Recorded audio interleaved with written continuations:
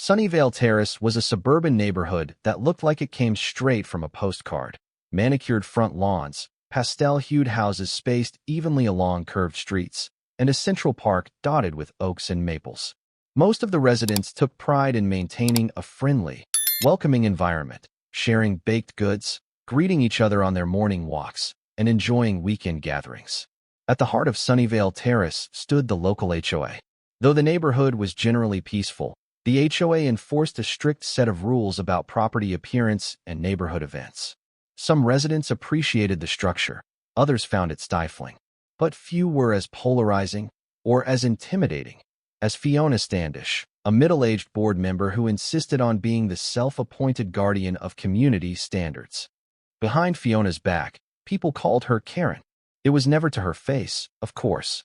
They used the name in whispered jokes or exasperated rants.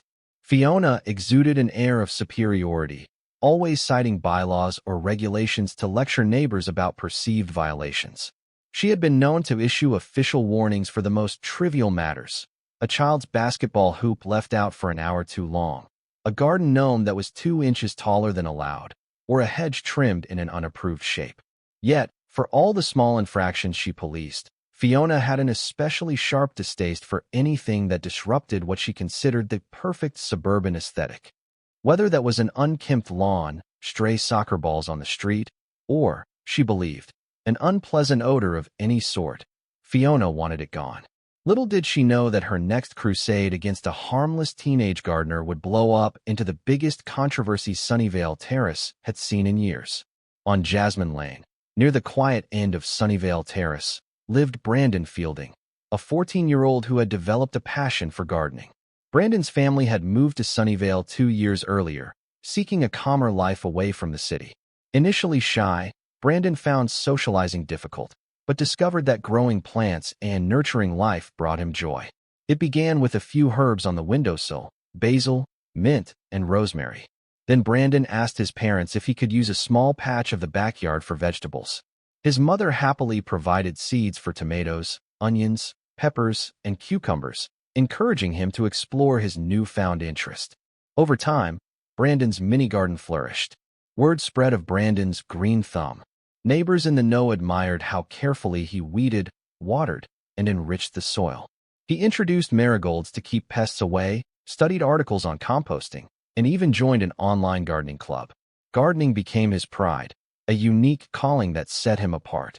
The only issue was that his family's backyard was partially shaded by large oaks. While it kept the house cool, the limited sunlight prevented some vegetables from thriving.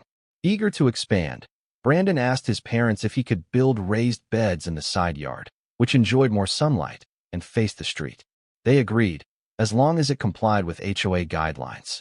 Brandon read the rules carefully. The structure had to be neat, no more than a certain height, and must not encroach on neighboring property lines.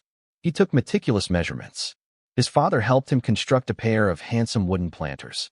Inside, Brandon planted neat rows of tomatoes, onions, bell peppers, and a few herbs.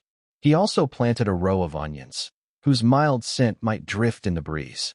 In most neighborhoods, this small garden would have been celebrated, a teen practicing self-sufficiency, learning about the environment. Unfortunately for Brandon, the planters were visible from the street, and Fiona Standish didn't like them one bit.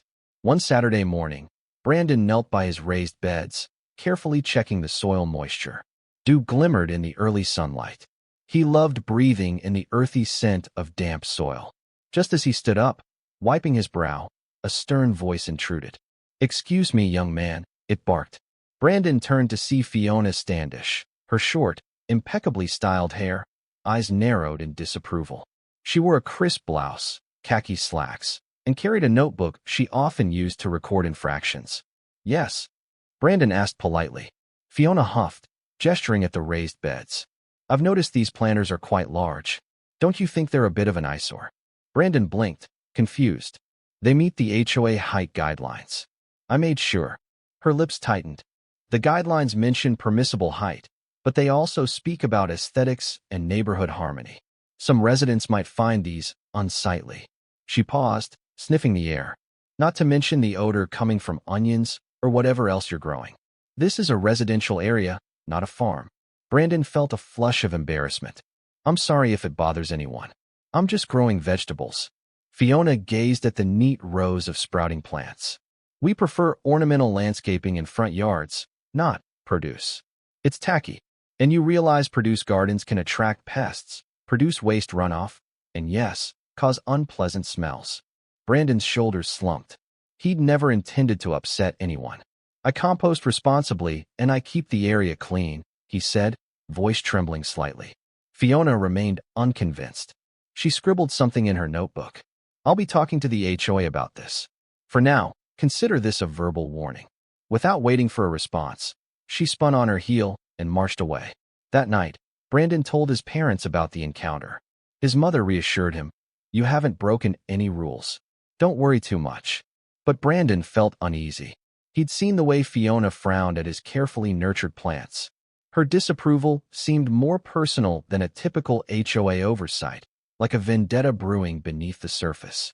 Within days, the rumor mill churned. Fiona had apparently told a few neighbors that the boy on Jasmine Lane is running a miniature farm, and that it smelled like rotten onions. Some people shrugged it off as typical Fiona drama. Others, especially those who disliked confrontation, worried that any conflict might spiral. A handful of neighbors, like Mrs. Rodriguez, who lived across the street, openly defended Brandon. She'd wave to him whenever he worked, saying, "Your veggies look wonderful. Let me know if you have extras." Another family admired his dedication, stating it was great to see kids interested in something other than video games. But Fiona's voice carried weight, given her position on the HOA board. The official rules were vague about front lawn or side lawn gardens. She began making subtle moves, adding vegetable garden restrictions to the next HOA meeting agenda, emailing the board about nuisance odors, and claiming that we must preserve property values. Brandon began noticing a shift in how passersby reacted. Some gave him supportive smiles. Others eyed the planters uncertainly, perhaps recalling rumors of a farm stink. One elderly neighbor approached with a hint of apology. "I think your garden is lovely, dear, but you know how Fiona is. She'll make trouble if you cross her." Day after day, Brandon anxiously tended his plants, checking if any official notice had arrived. So far, nothing. Just the intangible weight of Fiona's disapproval hovering.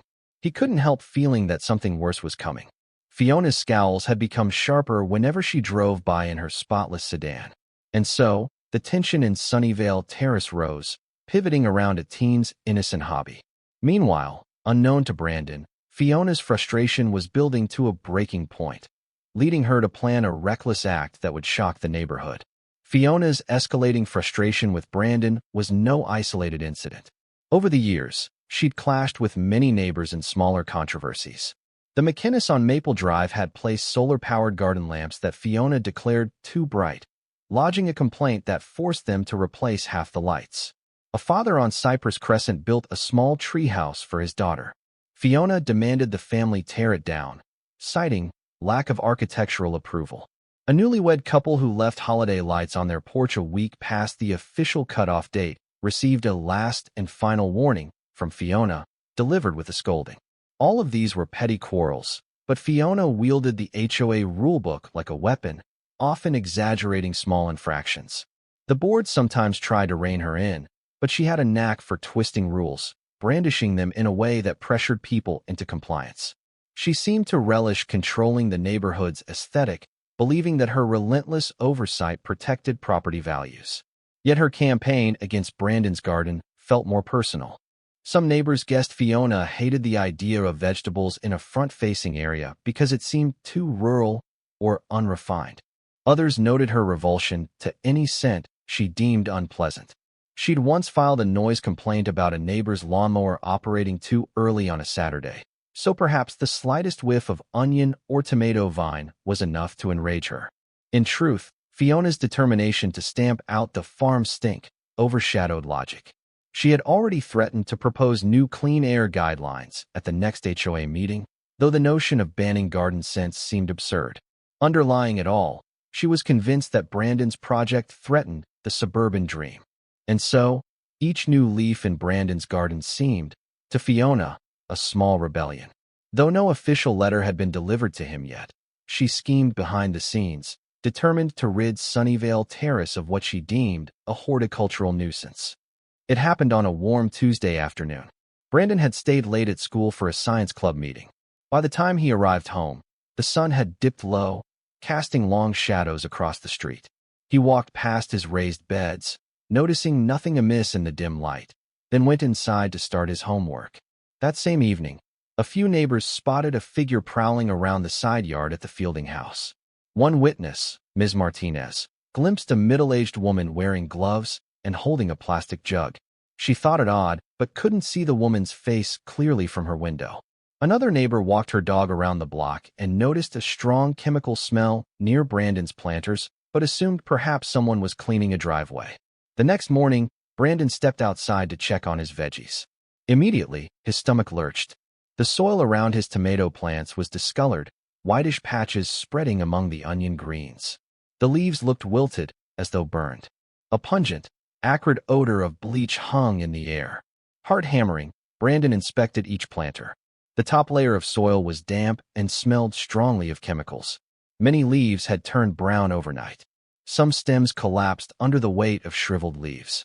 He realized, with sinking horror, that someone had poured bleach or a similar toxic substance onto his garden, effectively poisoning his carefully tended plants. Tears burned in Brandon's eyes. He had spent weeks nurturing these seedlings into healthy growth. Now, it looked like they might not survive. He ran inside, calling for his mom. She came out, gasping at the sight. "Who would do this?" she demanded, her voice shaky. They found no note, no immediate clues, just the overwhelming smell of bleach. Neighbors gathered as word spread. Mrs. Rodriguez and a few others approached, mouths agape. Who would sabotage a kid's garden?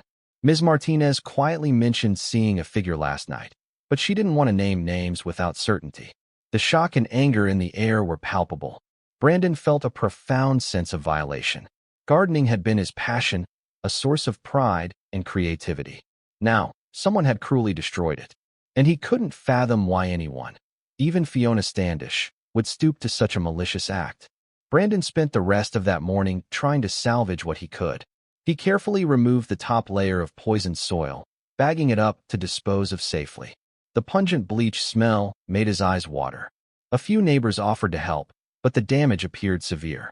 Bleach had seeped several inches into the soil, potentially killing the root systems. He tested a tomato stem, gently pressing on it. The once healthy green stem was turning pale, and the leaves felt slimy. Brandon realized the plants would likely never recover. His onions looked just as bad, the leaves wilted, the bulbs tainted by the caustic chemicals. That afternoon, Brandon retreated to his bedroom, tears slipping down his cheeks. He was 14, and though it might have seemed like a small thing to some, those vegetables were his pride and joy. He'd poured hours of care into them, excited about cooking fresh produce for his family. It felt like a personal attack. Someone had declared open hostility on him and his dreams. His mother tried to console him. "We'll find out who did this, Brandon," she said, rubbing his shoulders. "Don't lose heart. We can replant. The neighbors are on our side." But Brandon felt a crushing sense of defeat. He recalled Fiona's hateful words. "We prefer ornamental landscaping. It's not a farm." Could she really have gone so far? It seemed unthinkable. Then again, who else had expressed such vehement contempt? The day passed in a blur. Brandon's father, returning from work, was furious about the sabotage, vowing to speak to the HOA.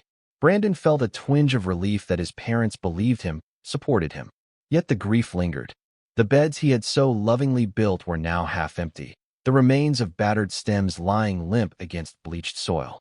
In the immediate aftermath, an outpouring of sympathy flooded in from around Sunnyvale Terrace.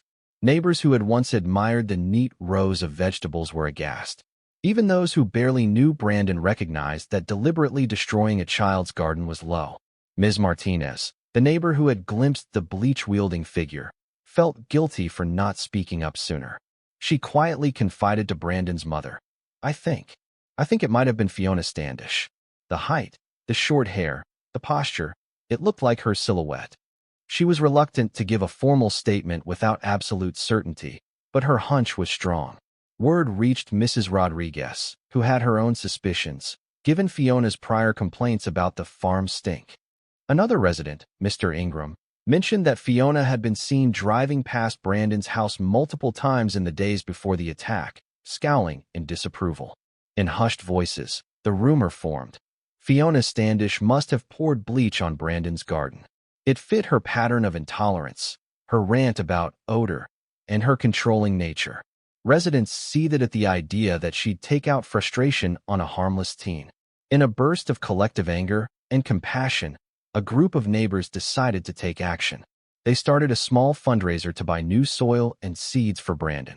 Within 2 days, they collected enough money for fresh topsoil, compost, fertilizer, and even a few additional planters.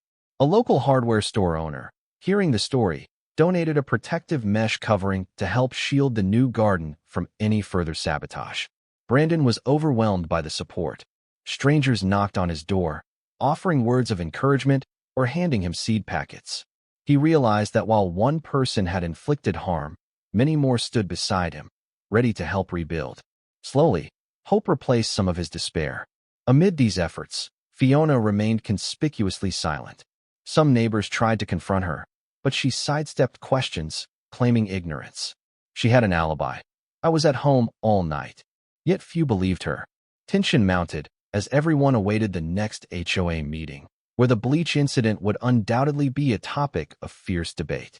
Sunnyvale Terrace's monthly HOA meeting typically focused on routine maintenance updates, budget allocations for landscaping, and minor disputes over fence paint. This time, the atmosphere crackled with anticipation. Residents filed into the community center, each seat quickly filled, with additional people standing at the back. Everyone knew the Bleach incident would dominate discussions. At the front of the hall, 4 board members sat at a long table, among them Fiona Standish. She wore a crisp jacket, her expression cool but taut.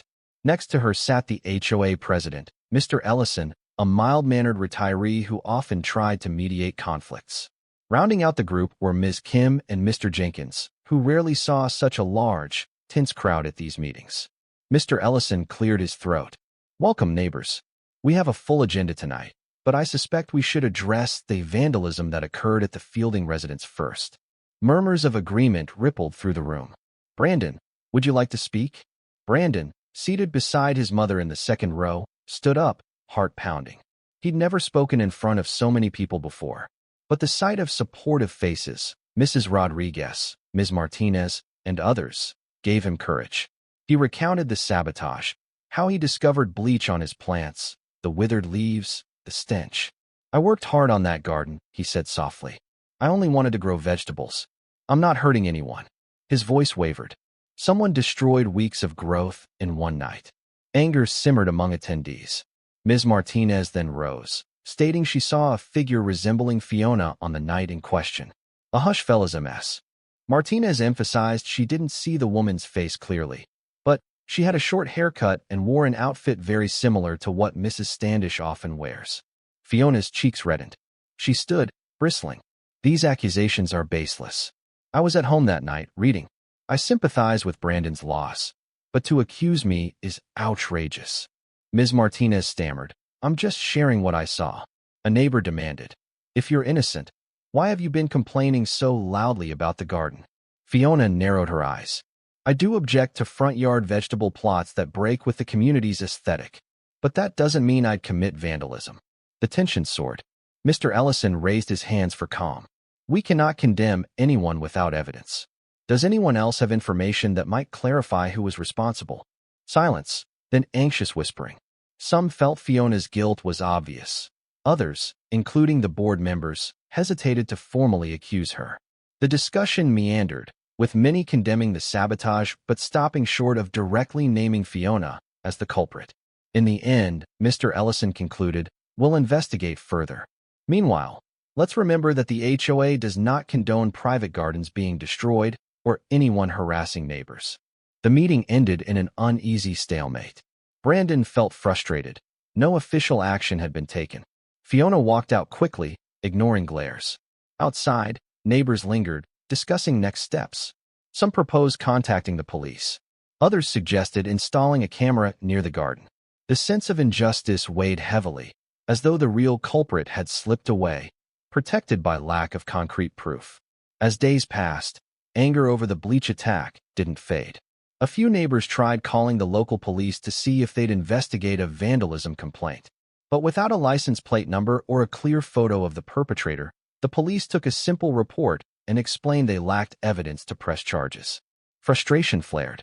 If only Ms. Martinez had snapped a photo. If only someone had a security camera pointing at Brandon's side yard. If only Fiona's prints were on the bleach container. Except no container was left behind. Despite the setback, the community's sympathy for Brandon grew stronger. Volunteers arrived to help remove the last of the contaminated soil.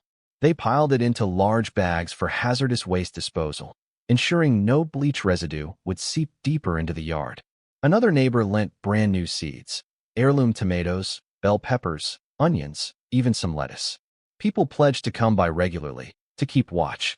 Brandon's mother emailed the HOA board, requesting a specific rule to protect gardens from sabotage or interference.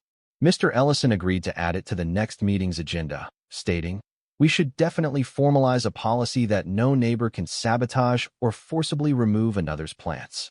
In the meantime, the silent war between Brandon and Fiona smoldered.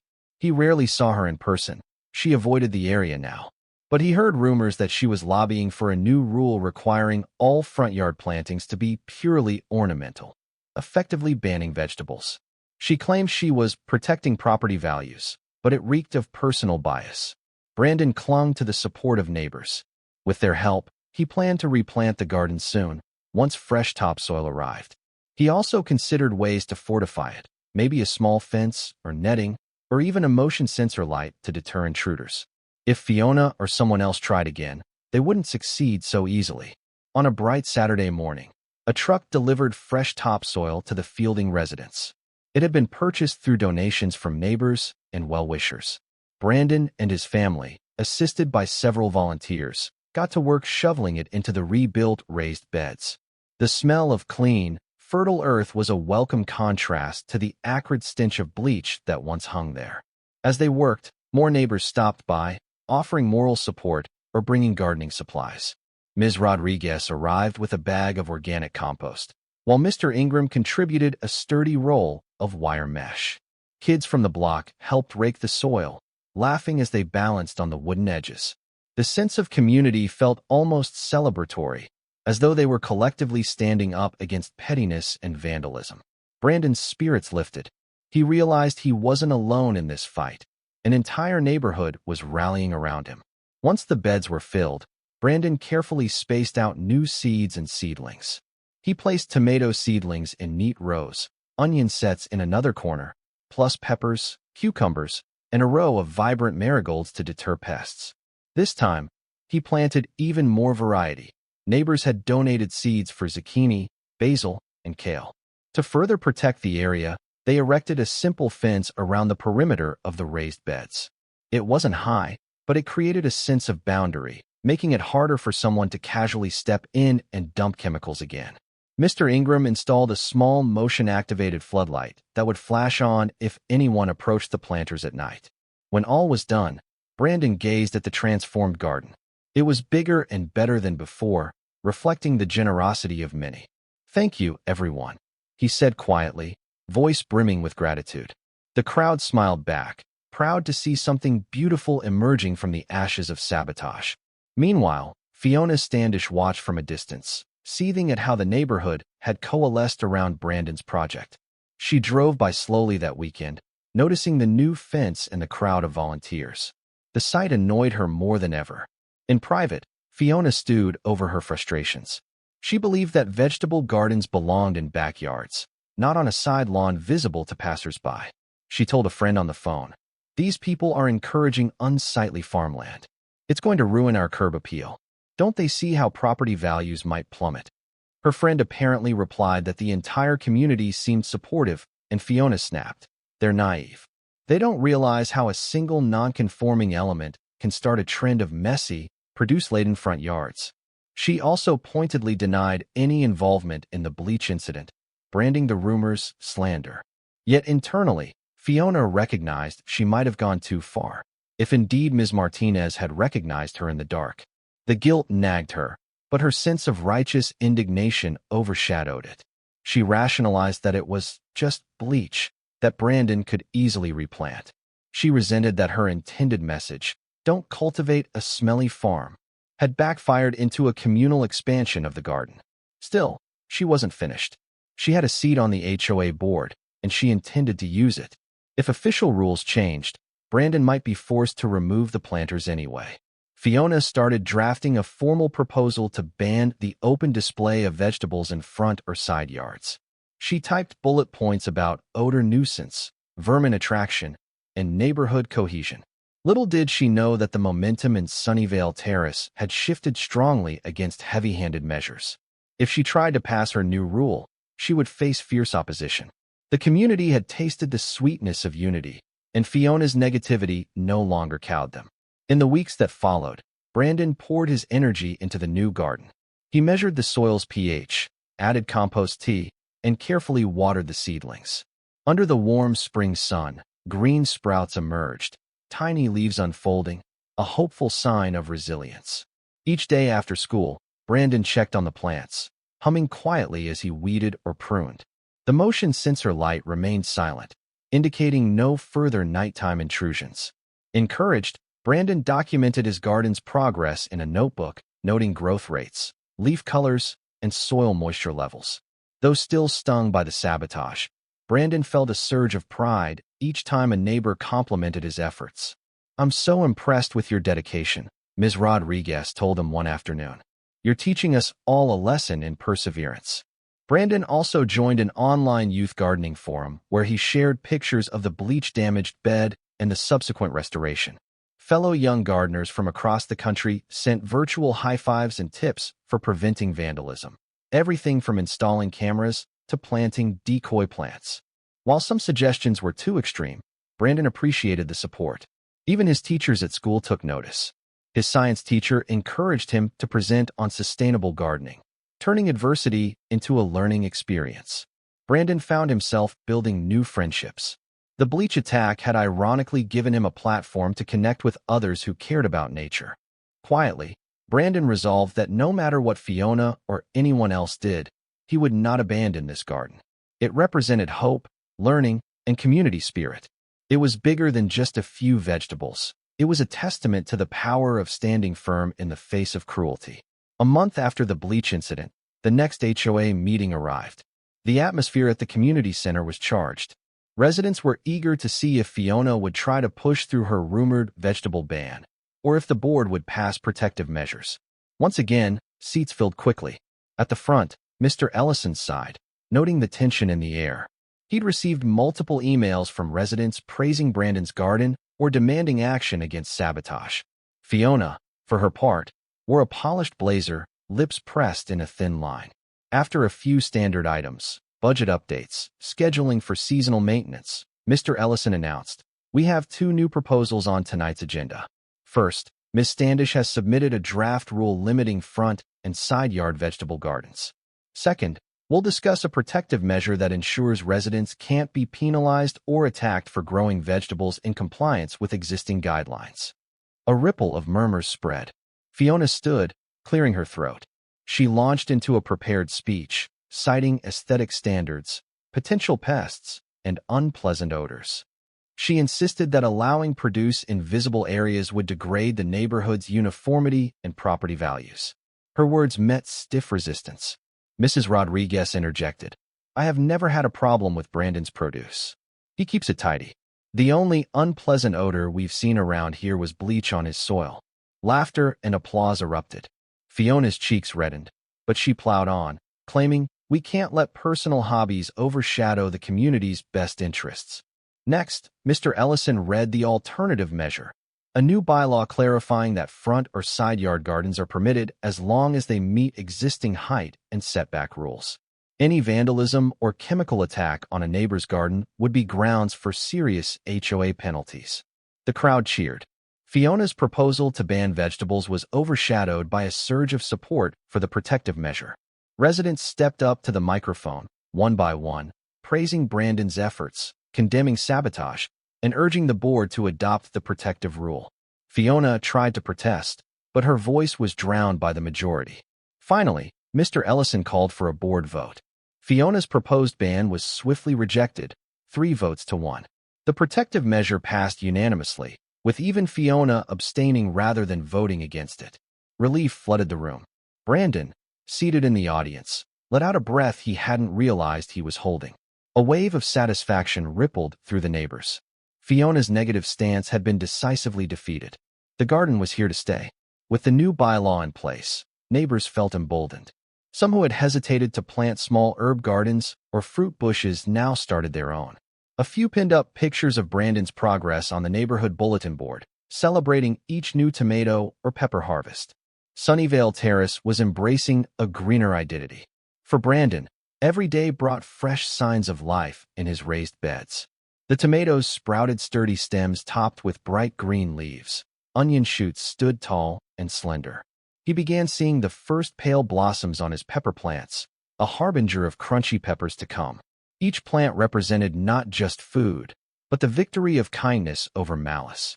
Fiona Standish, meanwhile, retreated somewhat from the public eye. She still held her board seat, but her authority had weakened. Residents openly questioned her, no longer tiptoeing around her disapproval. A subtle shift had occurred.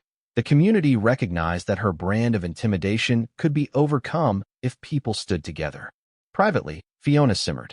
She disliked the new mood in the neighborhood, feeling that standards were slipping. In her view, the victory of Brandon's garden signaled a decline into what she disdainfully termed suburban chaos. Yet she couldn't risk more brazen acts. The entire HOA was watching. One morning, passing by the Fielding house, Fiona slowed to see the garden in full bloom. She caught a whiff of onion in the breeze, plus the sweet tang of tomato leaves. Her face twisted in annoyance, but she said nothing. A protective fence, a motion sensor, and the watchful eyes of neighbors discouraged any further sabotage.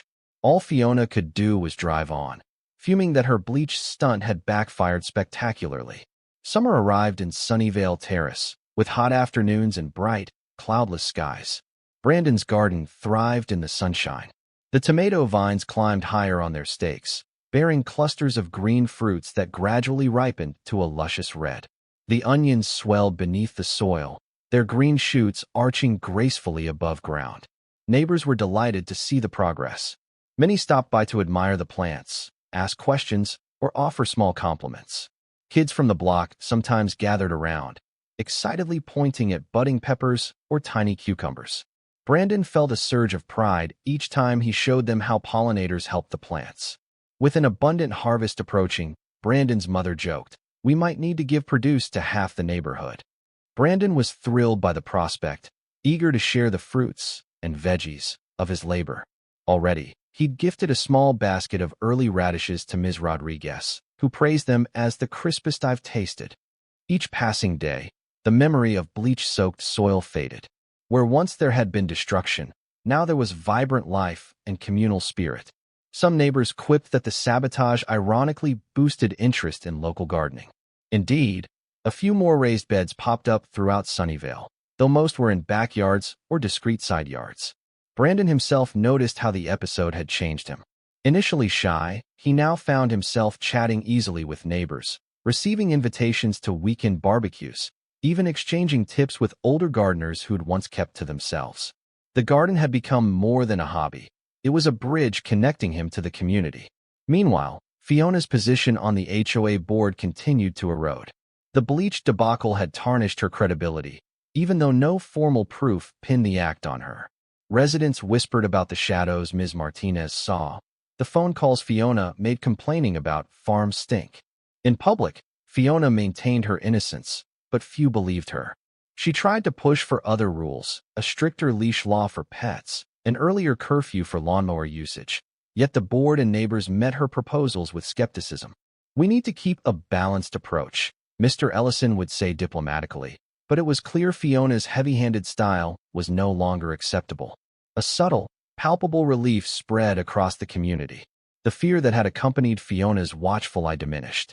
People felt freer to decorate their porches, let children run in sprinklers on summer afternoons, and, of course, grow vegetables without worrying about being reported. Fiona, recognizing the shift, became more withdrawn. She rarely attended informal neighborhood gatherings, skipping the seasonal potluck in the local park. When she did appear, neighbors were civil but distant, not wanting her meddlesome input. She seemed to sense the distance.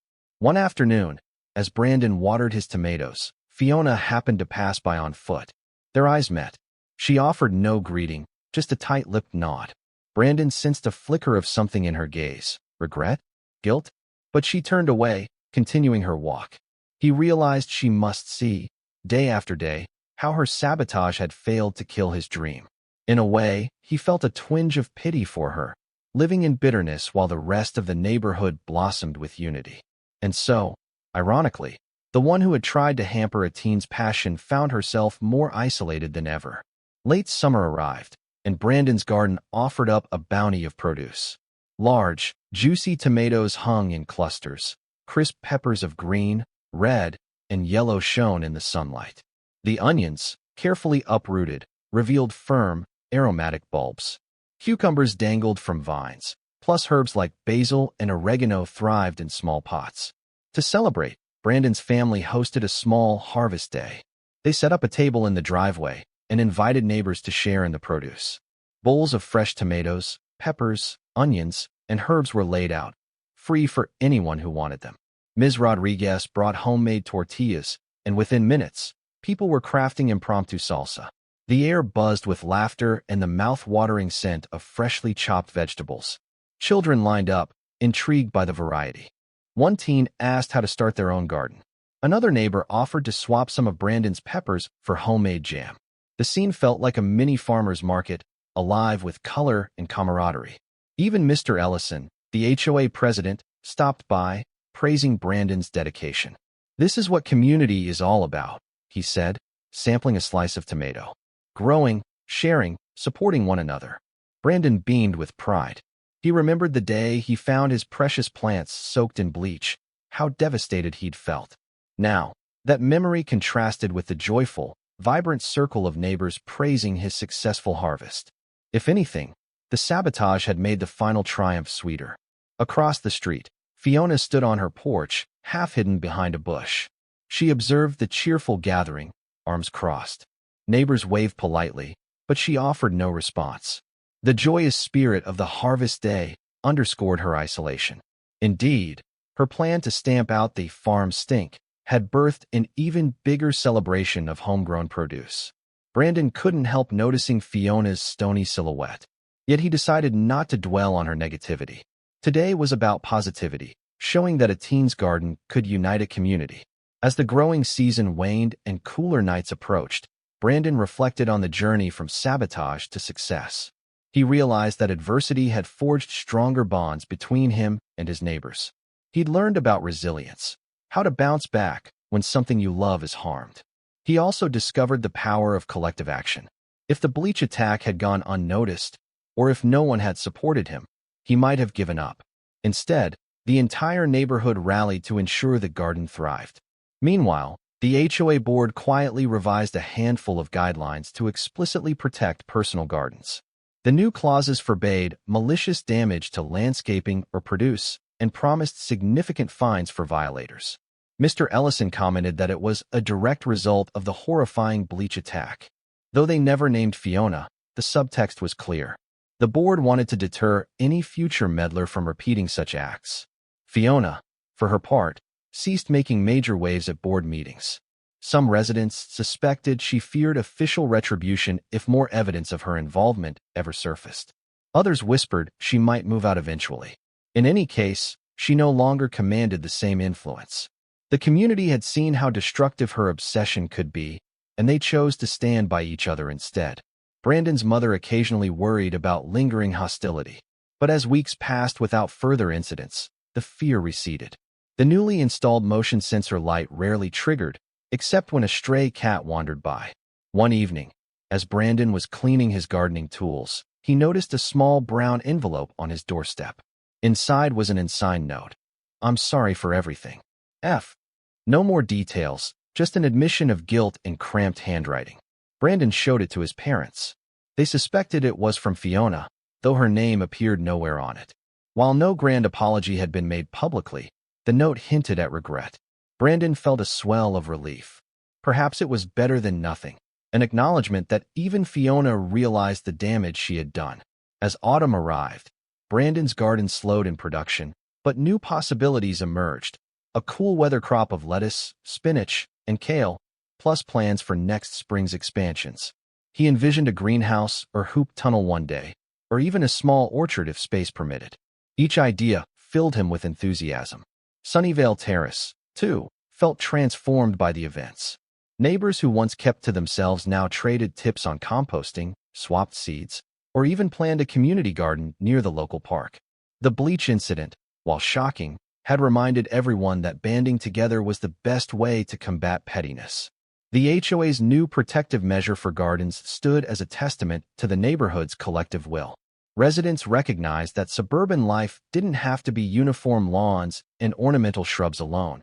It could also embrace the joy of growing fresh produce. Brandon's story traveled by word of mouth, becoming a local legend. The teen who overcame vandalism and built something stronger. And Fiona Standish? She remained in her house, seldom interacting beyond polite nods. Some rumored she might sell soon. But whether she stayed or left, her once dominant presence had receded. The board no longer catered to her every complaint. The community no longer feared her scoldings or rule threats. On a crisp afternoon, Brandon and his parents strolled around the block, admiring the hint of fall color in the trees. Passing by Ms. Rodriguez's house, they saw a newly constructed raised bed with small lettuce seedlings. Ms. Rodriguez waved, beaming. "I decided to give vegetables a try," she called cheerfully. A grin spread across Brandon's face. He thought about how a single malicious act, intending to tear down his dreams, had ironically expanded the entire neighborhood's interest in gardening. Seeds of kindness and resilience had sprouted from an act of cruelty, flourishing in the suburban sunshine. "Mom, Dad," he said, turning to them with excitement. "Maybe next year we can do a neighborhood harvest festival. Everyone can bring what they've grown." They laughed, agreeing it was a wonderful idea. And so, what began with bleach-soaked destruction blossomed into a story of unity and perseverance in Sunnyvale Terrace. The teens' garden stood as both a literal and symbolic testament to how a community could stand tall against negativity. In the end, the vegetables thrived, neighbors connected, and the misguided effort to crush a young gardener's dream only made it grow stronger.